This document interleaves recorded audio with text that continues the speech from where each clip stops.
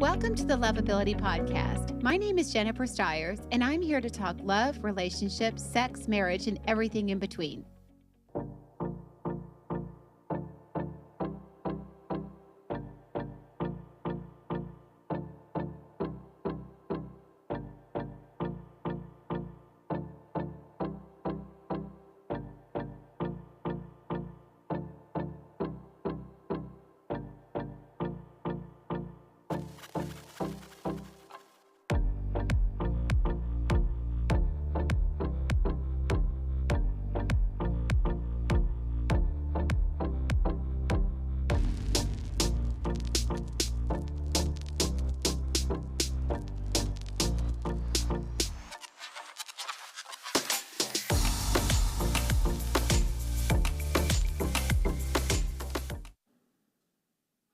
Hello, everybody. Welcome to the Lovability Show. It is Friday, and I have missed you guys. It's been 3 weeks, so we were going on that every other week schedule, and then Easter hit, Good Friday, and just kind of threw us off. So it's been a while. I am just trying to find my notes, and here they are. So it's just me today, me and Ziggy, the producer, and all of you. So I'm counting on you to. I'm counting on all of you to chime in today with your comments and questions. So this particular topic's kind of fun. I have lots of little rants I'm sure I'm going to go on today, but this topic was fun for me. I was literally perusing Instagram one night and saw this list of, like things you can't control, blah, blah. And I thought that's a fun topic. I could really embellish on that. And of course, added my own and have my own spin on it, given what I do. But welcome, Jamie, Colleen. Good to see you guys. I know it doesn't give me everybody that's on, but I know all of you are starting to kind of join. And so chime in when you want. So we'll just kind of jump in. It's interesting. I was looking at a post right before I came. I was checking to see if I had a charge on my iPad, and I saw the post from somebody, and she was talking about marriage, and she said, "I thought it was supposed to be till death do you part, for richer, for poorer, blah blah blah."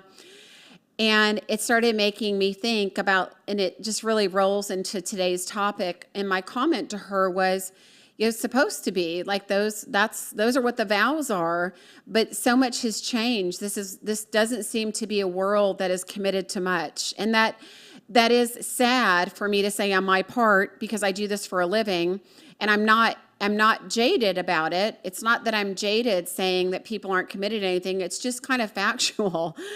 It's really hard to get people to commit to things these days, and it's kind of sad.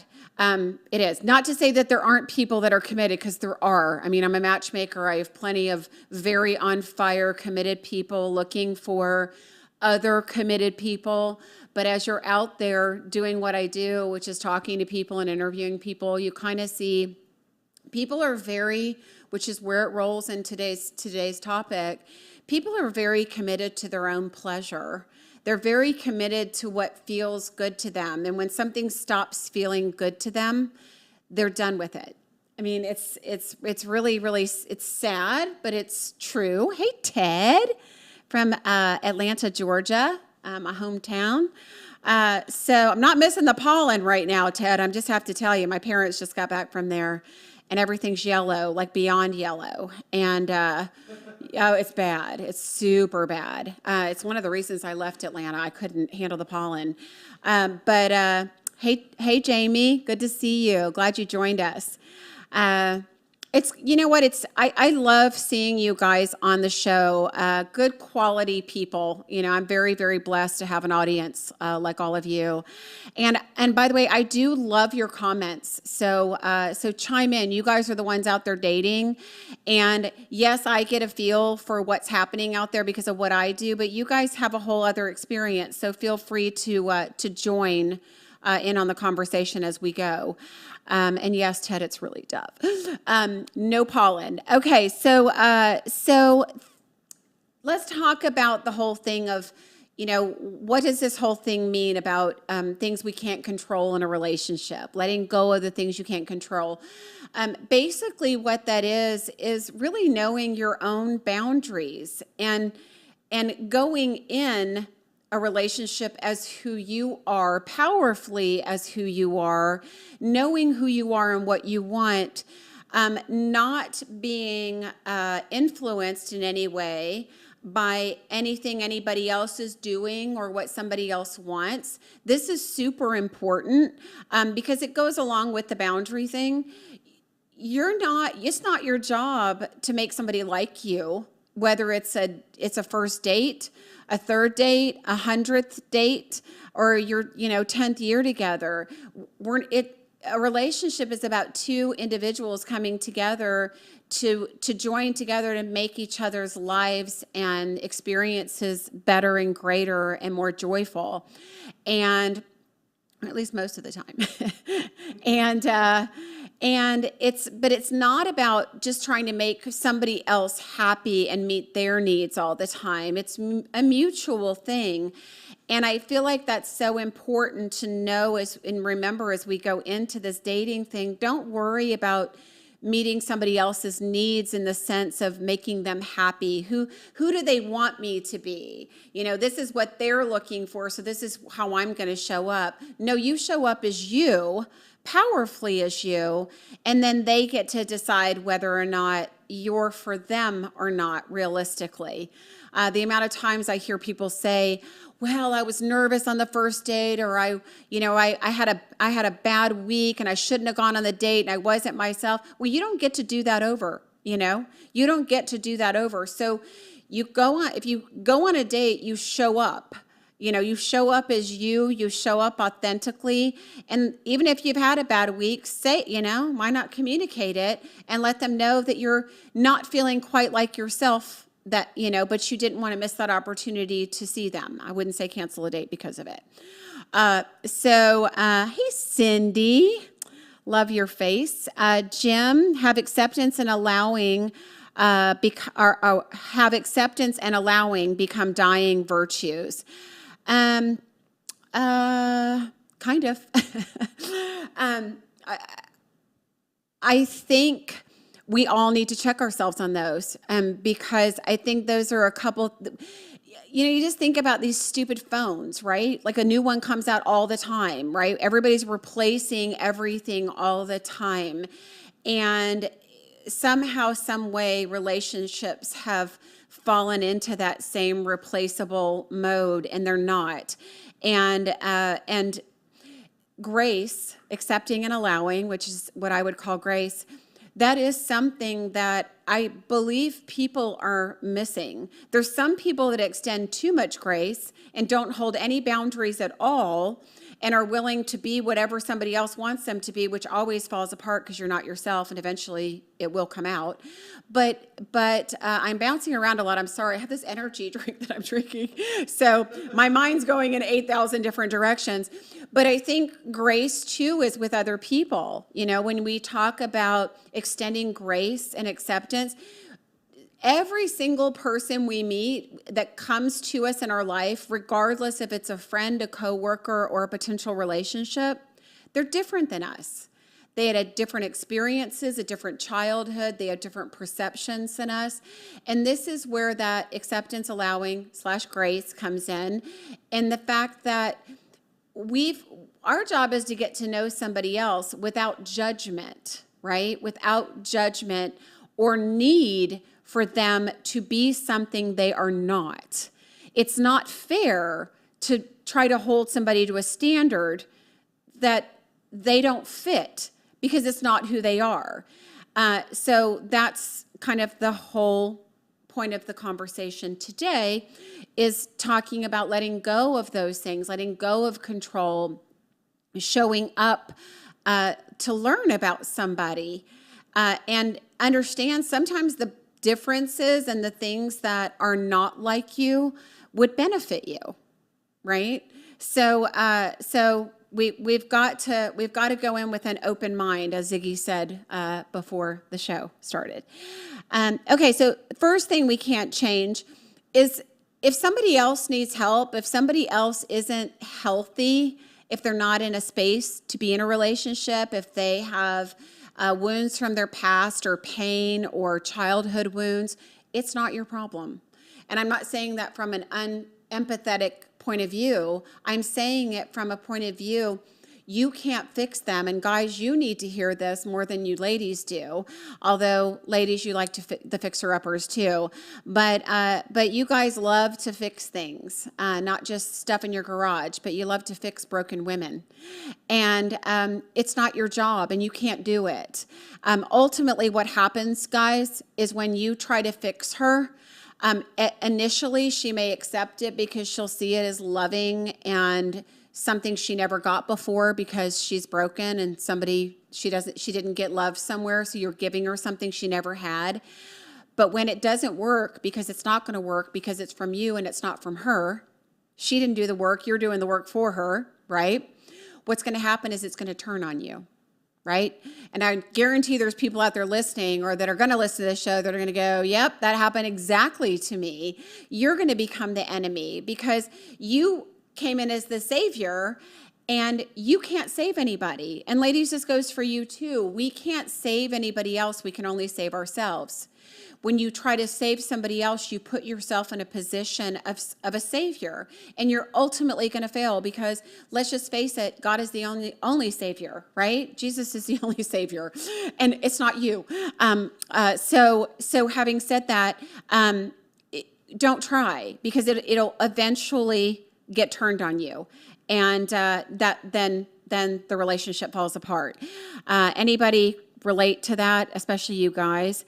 But don't think you're going to go into a relationship with somebody and change them. I can change that. I can make them better. I can make them happier. I can heal that wound. I can show them that all girls are not the same or all guys are not the same.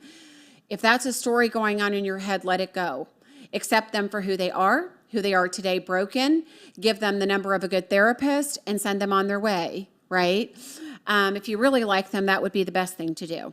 And I think that in those situations, it's very important to remember, people aren't going to change unless they themselves want to change. So you going in and trying to change for them, it's definitely not going to stick. So yeah, absolutely. No, you're correct. So you're so wise behind that mask back there. So hey, Martha, good to see you. Elton, good to see you. Grace, Kelly, welcome. Good to see y'all. Okay, so here's another thing on the list that is awesome that some of you need to hear. You can't change somebody's level of commitment to you. So wherever they are is where they are. And I hear this so often that people go on a first date with somebody or right at the beginning of a relationship, somebody will say, you know what, I'm not in the same place, I'm not in that place yet, or I'm not ready for a relationship yet, or, I've just gotten out of a relationship, I'm still healing, I'm not there yet. Nothing you do, it doesn't matter whether you slap on a Superman or, Batwoman or Catwoman or whatever cape. I don't know what kind of capes women wear, but it doesn't matter what cape you put on. You're not going to change that. It doesn't matter how great you are and amazing you are. If they're where they are, commitment-wise, it's where they are. Right? And you just have to accept that. So if you hear them tell you where they are, listen and accept it and move accordingly, right?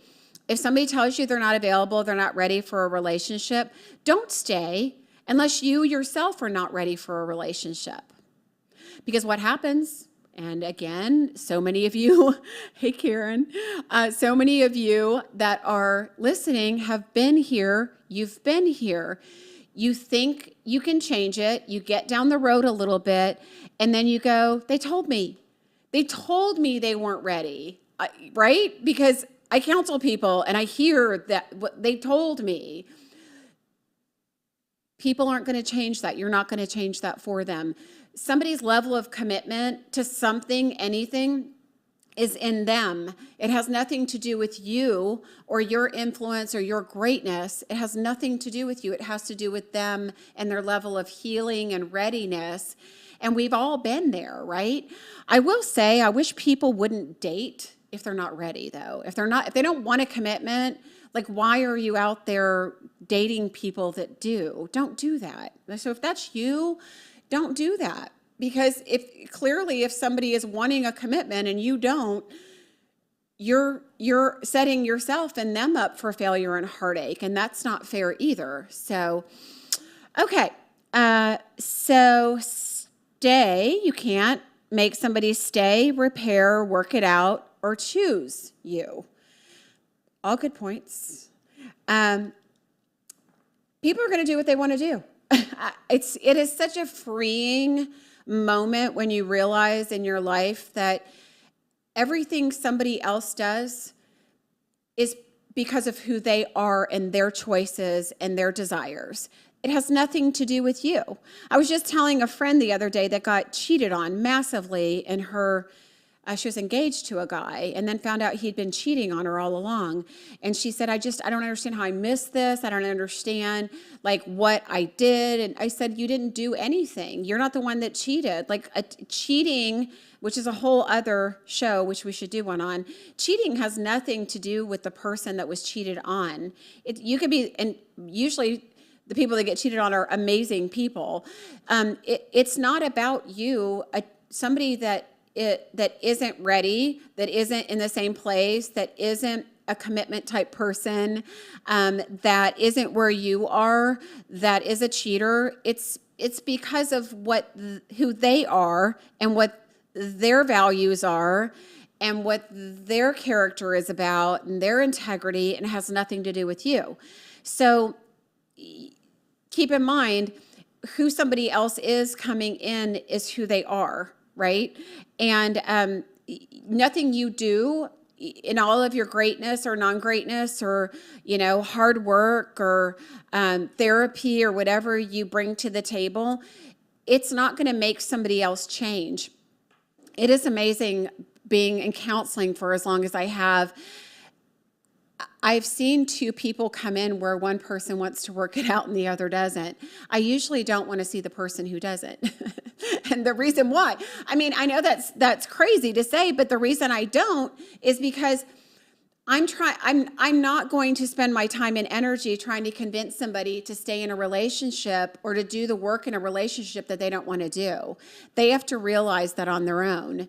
So if you're one of those people that's in a relationship or find yourself in a relationship where you need somebody else, you desire them to change, you're in a different place than they are, you do the work on you, and they'll either show up or they won't. So I've just found in therapy that I'd rather not see that other person because they're going to resent being in front of me. They're going to resent the person that brought them to be in front of me because they didn't want to be there and they don't want to work it out. Where if I start changing the behaviors and the actions and the reactions of the person that is coming, and they change their behavior toward that person, it doesn't have to be in a negative way. It just could mean doing things differently and responding differently. It automatically changes their relationship. And sometimes they show up. They do.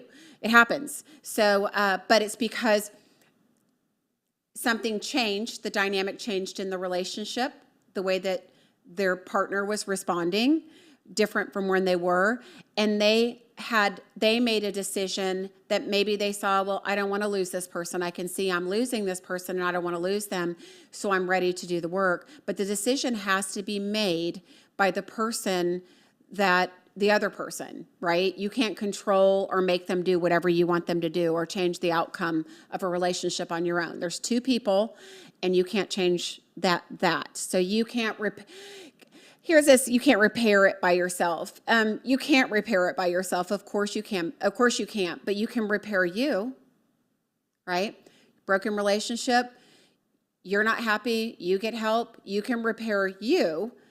And what I tend to find is when there's two people, one person wants to do the work One person wants to heal the relationship. They go to get help. They do heal. And all of a sudden, they start realizing that they are not in the right relationship anyway. So that's usually what happens is when they get out of that. I think I just posted about this the other day. When they get out of that mindset of fear of losing somebody and they realize what they're really looking at and what they're really in, they go, it's not so great anyway. I don't know that I want to be here. So, repair you, which is all you can repair. And you can't force others to take accountability. God, I wish you could. That would be really something. It would be nice. It would be nice. Yeah, that seems to be a word that Richard, you were talking about earlier. That accountability. That seems to be one of the things that we tend to be losing a little bit, I think, in society is people's accountability to their actions. If we could just help people see that everything they do and say and choose is theirs, right? This is what you can control, by the way. So I'm teaching you the opposite right now. What you can control is you, right? How we control ourselves and everything else is by being accountable to our own choices and actions. So you can't control somebody else's willingness to be accountable. I get so many of you that have been in relationships with narcissists too. And, narcissists are addicts. That's the other thing. Addicts, the accountability factor in that, even recovered addicts. Sorry if some of you are, because I'll say it to your face. The hardest challenge of a recovering addict is to take accountability for everything, their actions, their words, their choices, their everything. And even when somebody stops drinking or taking drugs, that accountability factor tends to still be lagging. And it's something they always have to work on and knowingly have to work on. But it's the same thing in narcissistic relationships. I mean, that whole taking accountability, looking objectively at yourself, knowing, when you've done something wrong or could have done better. It's not the way the brain of a narcissist works to be able to do that. Nothing you do, you could talk to your blue in the face, you could paint a picture, you could literally paint a picture. You could have their friends tell them they're not going to believe anything they're not willing to see, right? So it's not just it's just anybody. You're not going to change anybody's mind or make them be accountable for something that they're not willing to look at and be accountable for, right? Don't waste your breath and don't waste your energy. And Ron says, empty people cheat. They do. You know what, Ron, that's a really good point. And I really do want to do a show on that. I just want to do it with a guy because there's a lot to bounce off on that subject. And I don't want to be accountable to that whole conversation because there's a lot to it. But you are right. I think that is, such a key point is that when people that are empty, no one person can fill the need of someone that is missing something, right? And things we can't make others do. I'm just going to add one right here. You can't make someone see their self-worth. So no matter how much you tell them you love them, tell them how great they are and how sexy they are and whatever it is, if they don't believe that about themselves, it's not gonna work. Outside in isn't the way it goes. It's got to be inside out. And empty people cheat because they don't feel worthy, and so they're trying to get validation, and they're trying to get validation from the outside. And they need other people to do that. So the more that they are loved, adored, and wanted, even if it's superficial, it fills a need that they feel like they don't have. And it's very sad. And it's very temporary, which is why people keep doing it. Okay. This is a good one too. So let's talk about priority. So if you're not first in somebody's life, you can't make yourself be first, right? And this whole first thing is a conversation in itself. But I'm not who people put first, because I hear all the time, well, God's first, and children are first, and so there's all this conversation, which I don't want to get into, about what should come first. But you should be a priority, right? You should be a priority. I'm sorry, I have a hair in my eye. Like top 5 at a minimum, right? Do what? Top 5 at a minimum, right? Oh God, yeah. Let's just say the top. I mean, you have to be the very top. I mean, everybody wants to be a priority, but if you are not a priority to somebody, you can't make yourself be, right? I hear people in the dating world and in marriage and in relationships that go, you need to stop spending all this time with your friends. You need to stop, all this time you spend with your kids, and you don't focus on me. I mean, it's pointless to have that conversation. A person will show you by their actions and by the time that they spend what is a priority to them, what they value. And if it's not you, you can't make them. You can't change their mind and where you fit in their life, right? And that doesn't mean that you're not great and you're not worthy of being at the top. It just means that this person doesn't value you. And it's not just you personally, but they may not value relationships that way. And it may not have anything at all to do with you. It may have to do with the fact that that's the way they were raised, that it was all about the kids, or it was all about, God first, and that they're just following the footsteps, right? So you can't change that, though. If you're not a priority, don't try to force somebody to make you a priority. You either are or you're not. So you have to watch where people are putting you in their life. If they can't take time out to spend time with you, quality time with you. And guys, let me just say this. I mean, and it's not all women. So it's not, there's plenty of you guys out there that your love language is quality time. But women are very emotionally built. So the way you build a connection with a woman is by being with her, by being there for her. And a woman wants to feel an emotional connection before she feels a sexual connection with you. And so it's super important, guys, that when you're starting to date somebody, or you want to date people, or you're in a relationship, that you are making her a priority. You're putting the effort in. You're spending time with her. You're telling her how you feel. Because again, all of those things, helping a woman feel safe and secure in your company, is going to help her feel safe and secure in your company. And then you get what you want. Not that you guys just want sex, because I know you don't. But ultimately, the way a man tends to filter things is through that chemistry and through that sexual connection. And women aren't going to feel that until they feel a emotional connection to you. And it doesn't have to be all about feelings, but it does have to be all about a connection. So, hey, Martha. Hey, Colleen. Martha says we can only control how we respond to others. That is true. That is true. And let us not overthink things too, right? Super important lesson. We can only control how we respond to other people. Please, everybody, so important. I don't know why it made me think of this, because I think of owning our own boundaries, how we respond.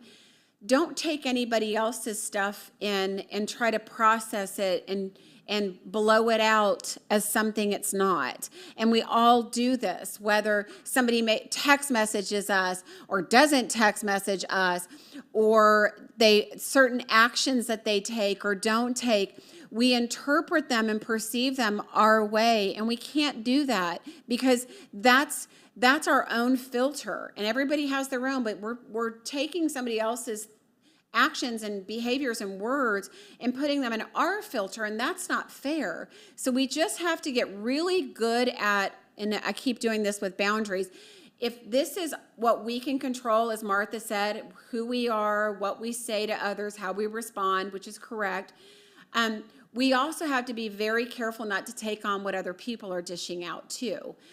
Just because somebody said something or did something, look to clarify versus judge or make some idea about what something they said meant, right? So get clarification, because we don't understand where somebody else is coming from, and it's their stuff. That's also one of my favorite lessons in life is, regardless of what happens, and this show is all about boundaries, but understanding that, as Martha said, all we can control is us, who we are, how we show up, what we say, how we respond or don't respond. And what everybody else does, because this is us, what we can control, just us, everything else, the whole world and everybody else out in it, that's their stuff. So it doesn't matter what they come to you with, whether it's anger, judgment, whatever the emotion is. Understand that that's not in your control. It doesn't, don't let it in. It doesn't matter. I mean, it's their stuff. Let them own it. If they're angry, if they're upset, if they're whatever they're feeling, let them own it. And allow, it's important even in a relationship for you not to take that on, because yes, you can be empathetic to where somebody else is, but the minute that you take that on or try to heal or fix it yourself, you're going to take the lesson and the gift away from them with what they need. So boundaries are such a big part of relationships. I could just go on and on and on about this, but just keep in mind that you cannot change where anybody else is. You can only change how you show up. And you can't change how they show up. Nor can you take it personally. Because the minute you take it personally, you've let it in your space. Does that make sense? I feel like I have this conversation with so many of my clients. Boundaries are such a big deal. Okay, so show up, provide reciprocity. Again, I hear this a lot from people. Well, I did this and I did this, and they're not doing this back. Well, they don't have to. It's not their job. Just because you took this effort, or you said this thing, or you did this thing for them, it doesn't mean they have to do it back. I hear this reciprocity thing come. It's a lot busier in the world now with the imbalance. And here, I think it comes down to men and women, and women have become more independent. Therefore, men have gotten very used to this very independent woman, so that now these expectations come in to a relationship of, I've done this for her and this for her. I've taken her on 3 dates. I've spent money on her, and she's not offered to pay anything, or she's not doing anything. Where did this tit for tat come in? Do what you want to do and nothing beyond that, right? And have no expectation for what they did or didn't do.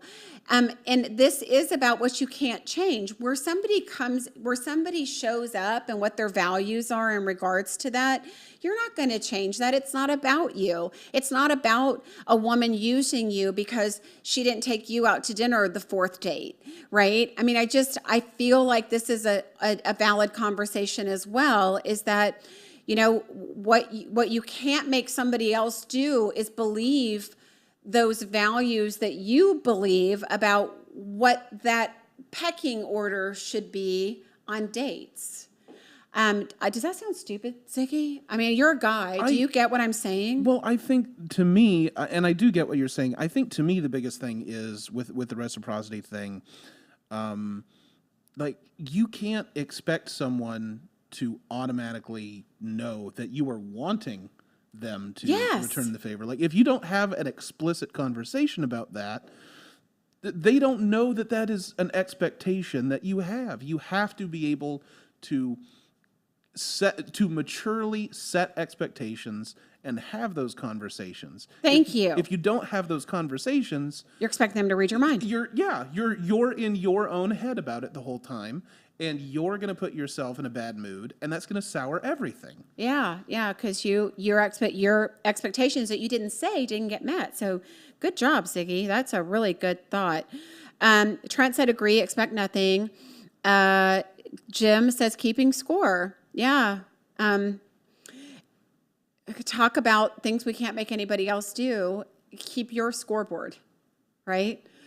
So if you've got this scoreboard, you've got this list, how's anybody else going to know that, as Ziggy said, unless you communicate it, right? And that's a perfectly good conversation. If you're one of these modern guys, and I say that, I'm really not trying to, because to each his own. I feel like I have a very conservative audience, and I also have a very conservative, successful audience. Women that watch this show are not on here to find men to use. They're looking for love. And I think that there is a model out there of men feeling used for, things. And I don't want to put you down on this, but guys, if that's what you expect, if you want a woman to pay for something or whatever, tell her that that's what you like, that that's what you feel is fair or whatever, and then let her make the decision whether that's a place where she wants to be, or it shows her how she can participate and do her part, right? Because she wants to. I promise you, if she likes you, she wants to. She just doesn't know what you're thinking and what you expect. So don't expect anything without communicating it. Jamie says you should do from the heart unconditionally with no expectations. Don't do it exactly, Jamie. Don't do it if you don't want to do it. Don't spend the money if you don't want to spend the money. Don't. That way you don't let somebody down, or they don't let you down. A lot of men say it's unfair. Let me put my glasses on. I'm a little blind. Maribel says, a lot of men say it's unfair to have to pay for everything when dating. I hear that too.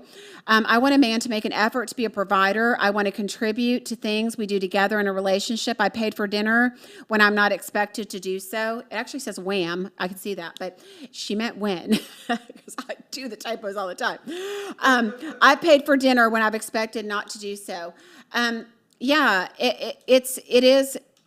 I will say women want to contribute. They want to do their part, but women also want to be courted and they want to let a man lead. So this is a whole other conversation sprouted from all of this, which we tend to always get here.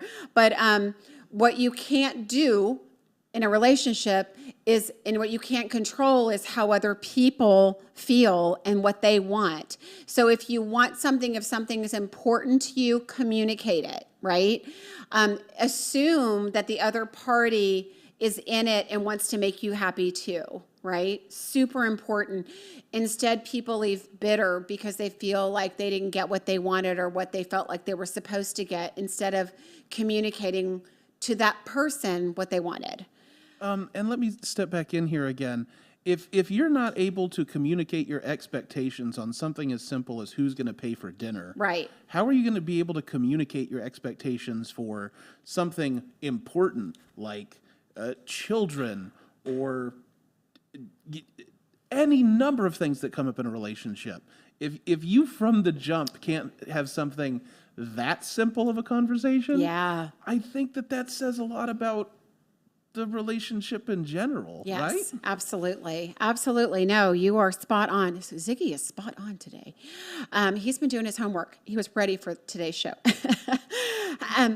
So I'm going to move along because I did get kind of on one of my rants, but this just seems that expectations there, and you just can't expect somebody to read your mind, everybody. I mean, they don't know who you are, what you want, which kind of leads me into the next topic, which is about you also can't expect somebody to be open, vulnerable, or affectionate, right? So everybody has their own level of how they come into things, whether you're, if you're a touchy person, if you're affectionate, if you're very verbally expressive. if you're able to have a level of depth in your conversations, if you're comfortable quickly talking about things that some people are uncomfortable with, we all come in a different place. And like I've seen people, and I've had couples, like one was super affectionate and their love language was physical touch, yet they married somebody who didn't like physical touch at all, didn't like to be touched at all, because they weren't touched, right? They weren't touched as children, they weren't touched ever, so they weren't comfortable with physical touch. You're not going to change that. The only thing it's going to do, if that's your love language, is make you feel unloved, unwanted. And I can't even tell you the amount of conversations I have with people that are in relationships trying to force them to work when the person is clearly different, just different. The way they communicate, their level of communication, their ability to communicate, their level of comfortability with the deeper things, with, being vulnerable, physical touch. You're not going to change those things. I mean, you can try to force it out of somebody. You can try to force somebody to be more expressive, but trying to push them into a place where they're uncomfortable, and it's a very fine line, because some boundaries you need to cross and some you don't, and that's a fine line. But trying to make somebody more of what you want them to be versus who they are isn't fair. My very favorite quote of all times, and it will always be, because it encompasses so much, is that we have to find people that love like we do. We can't find somebody and then think we can mold them to love us the way we want to be loved, right?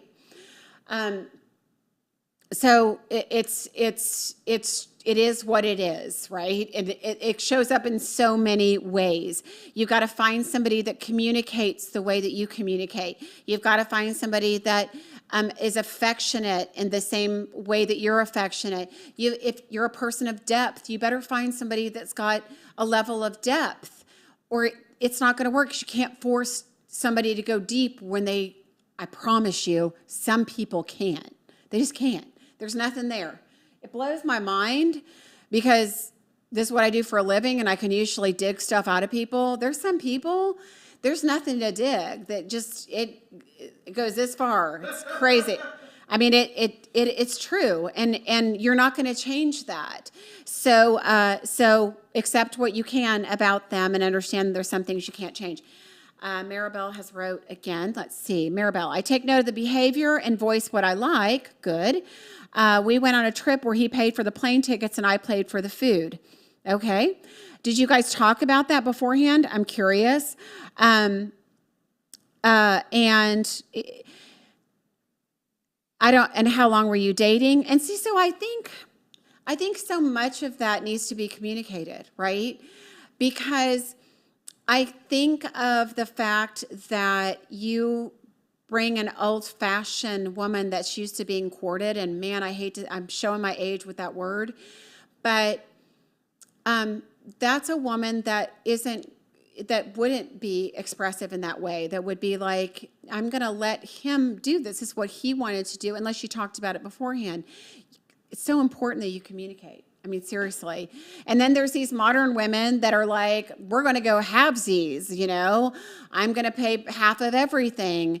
And ladies, if that's where you want to go, then go there, but better find a guy that wants to go there, because it's not going to work if you go on a date with a guy that wants to pay, that wants to be the leader, that wants to court you, and then you offer to pay for the date. He's going to go, well, she doesn't like me. She just wants to be a friend because she's offering to pay for the date. So you got to be on the same page as that. It's a weird deal.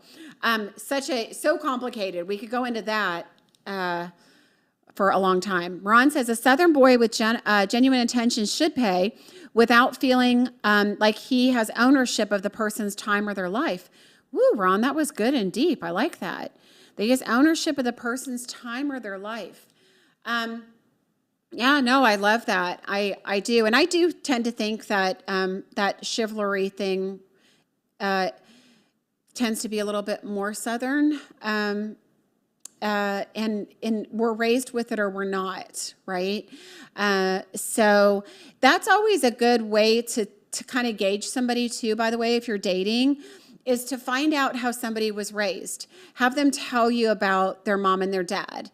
And you'll tend to see those girls, women that had fathers that, were very chivalrous, that treated them like ladies, even from a young age, and opened their doors, and you're not going to lift that and do that, and, maybe coddled them a little bit. They're going to be more the girls that are going to want that in a man in a relationship, not expect that, but want that because that was how they were loved, and it's natural. But a woman that didn't get that may not even know how to accept that. So knowing where somebody came from, and that's vice versa too. A man with his father, but a man's relationship with his mom, ladies. Very key questions to ask. What was your relationship with your mom? How close was he with his mom? What was that about? Because that's going to influence a lot of how you relate to him and how he relates to you, and what he sees your role as. Jim says, how do you feel about two people who have very different levels of self-esteem? Oh, wow, it's crazy. I was just talking to somebody else about that today. She was telling me that she has zero tolerance for it. She says she refuses to spend her time building up somebody else's self-esteem. Can't say that I blame her. It's not yours to fix, Jim. So I guess that's how I feel about it too. If somebody doesn't feel good about themselves, they're really not equipped to be in a relationship in general. It's not your job to get them to a point of feeling better about themselves. And I can assure you that they're not going to be a good partner if they don't feel good about themselves. So if we don't love ourselves, we can't love somebody else. So if somebody's got low self-esteem, they need to work on that before they get in a relationship with you or anybody else. It's just not going to fly. Because why? Because then they'll be completely dependent on you to continue to build their self-esteem. And I promise you at some point you're going to get tired of it. So yeah, and Jim says people need to complete themselves. Correct. I'm with you. Okay, set boundaries with family and friends. Where are we on time? Oh dear, this has gone fast. Okay, I'm gonna try to stop my rants. Okay, this is a big one too. It doesn't, again, could be dating, relationship, or married. Somebody's family is their family. And if they don't have boundaries with their family, I promise you, you're not going to be able to teach them to have boundaries with their family. They come the way they come, right? You're not going to change that. The only thing that's going to happen is if they don't have healthy boundaries with their family, with their ex-husband or their ex-wife, with their children, with their friends, with you, they're not going to have healthy boundaries in a relationship. So you're gonna drive yourself crazy. We've all been there. Again, based on what people value, based on their health and what boundaries they were given that they learned or don't have. You're not going to get them to change those things. So if somebody really values their friendships and they've been doing, let's just say, I know a lot of you guys, I love it though, it's really cool, but maybe like you guys have these golf trips. I hear about you guys doing these golf trips with your friends from like high school on or college on, whatever. Super cool, keep doing those. But some people have these trips that they have with their friends and they may have 15 of them during the year. Well, no, we go to, I'm going to Cabo with my friends. I'm going to do this with my friends. I'm going to go do this. You're not going to change that. If what they value is their friendships, then you have to understand that you're going to probably come in a close second, hopefully, to that. But you have to accept it for that. Don't battle for a space in somebody's life, whether it's their family, their kids, whatever. People need to have healthy boundaries and healthy relationships with everybody and be able to balance all of that. And if they can't, the only thing you're going to do is fight with that. So you can't control what somebody else values and where they put their time and energy and where they choose to. That's okay. That's what they choose. Love them for that. That's where they are. And that's a key, this is a key thing in all of this too, is as you're getting to know somebody and you're in a relationship with somebody and you start learning about them and you see the things that don't work, right? These things that you can't change. You have to accept that that's who that person is. I mean, in a nutshell, all of these things you have to look at and go, this is who this person is. Even if it's something that you know, that isn't healthy. I mean, somebody that cheats, somebody that has addictions, that is an alcoholic or a drug abuser, nothing you do is going to change that. I mean, you could be some great influence in their life and love them to pieces, but love's not going to change their behavior. They will change their behavior if they want to.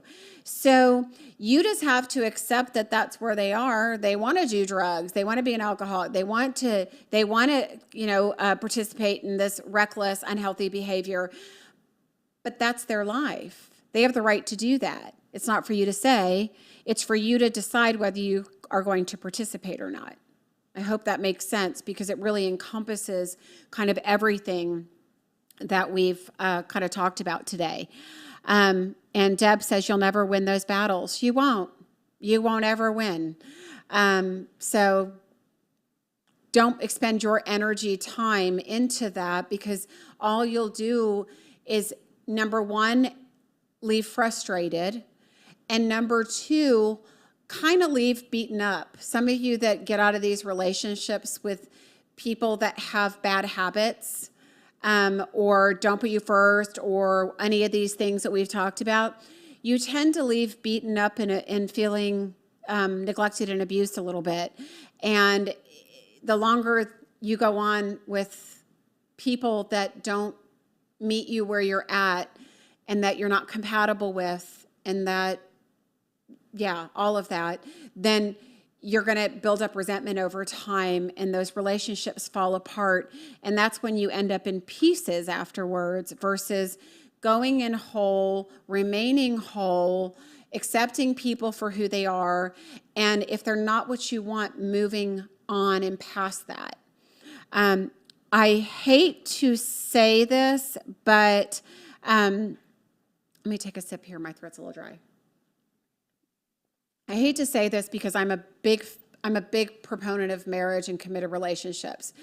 I'm a big commitment person. However, you may find that, people do, they tend to sometimes find that they're in a marriage even with somebody that they're not compatible with. And they didn't know it when they were younger. They didn't know it when they met them.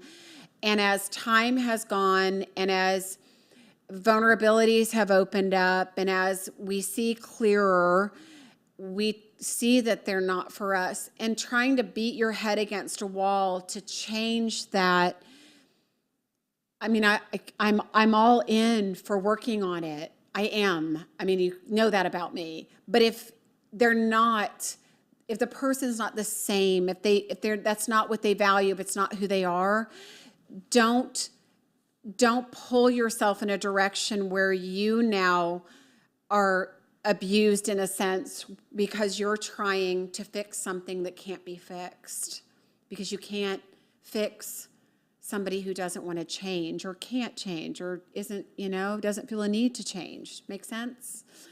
Okay, so I know we need to kind of wrap this up. And then I guess I'm going to just do this last one. We also can't force somebody to meet our needs. And this is just a big one. This is just a big, big, big one.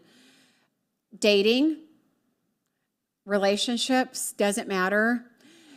It's not somebody else's job to meet your needs. It's your job to meet your needs. A partner is icing on the cake. So if you can't make yourself happy, if you're not happy on your own without somebody else, you don't need anybody else in your life until you are. And I know that hits a lot of buttons for people because so many people that say that they need a relationship in their life isn't, worth anything, or it's not complete without somebody else. It needs to be complete. They need you to be complete so that they can come in complete. And then even two complete people have things to work on together.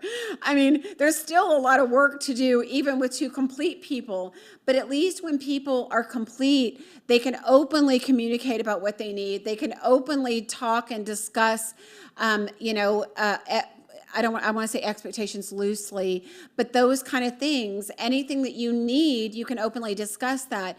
Don't expect somebody else to meet your needs. Meet your own. Communicate to somebody else what those needs are because they're not mind readers. Please hear that, especially if you're dating. Communicate it first before you leave with resentment because you didn't get what you wanted. We don't go into relationships to get what we want. We go into relationships to add to the joy and the peace and the happiness we already have in our life, right? Not to somebody to create it for us. Okay. Darren, great to see you. Jasmine, great to see you. We're just about to wrap this all up here. So bottom line is we have to come into relationship whole. We can't control anything. Only thing we can control, as Martha said earlier, is ourselves. We can't control what anybody else says, does, or is, right? So know yourself, know who you are, stand confidently in that, and be willing to let something go that isn't for you. When you see it's not for you, instead of sitting and fighting and trying to make it what you want it and need it to be, let it go and find somebody that's more like you. And that is real. It's a needle in a haystack. I get it. I do this for a living. It is a needle in a haystack, but we find our needles. We do. It's a little bit of work, and it takes time and patience and a lot of prayer, but we find our needles. So stay hopeful. Don't waste your time with people that aren't for you. Don't waste your time trying to change people to be what you want or need them to be. Just show up. Sorry, my phone was ringing. Just show up and accept whoever it is in your life for who they are, and then make decisions accordingly of whether that works. Okay, so back to, even though we were kind of off schedule a little bit, we're back to 2 weeks. So I will not see you next Friday, but I'll see you the Friday after. And I have no idea what we're going to talk about. Sometimes I just don't know till the day before. But I will see you in 2 weeks, 2 Fridays from now. And thank you all for being here. I love you. I feel blessed to be able to do this with all of you every other week. And I look forward to seeing you guys in 2 weeks. So have a blessed weekend. This is Jennifer. Thanks for listening today, and please subscribe to the podcast. Each show, we're going to have new topics and information. If you'd like to find out more about coaching or matchmaking, please go to my website at lovegen.com, or you can find me on my Facebook page, my personal page at Jennifer Stiers.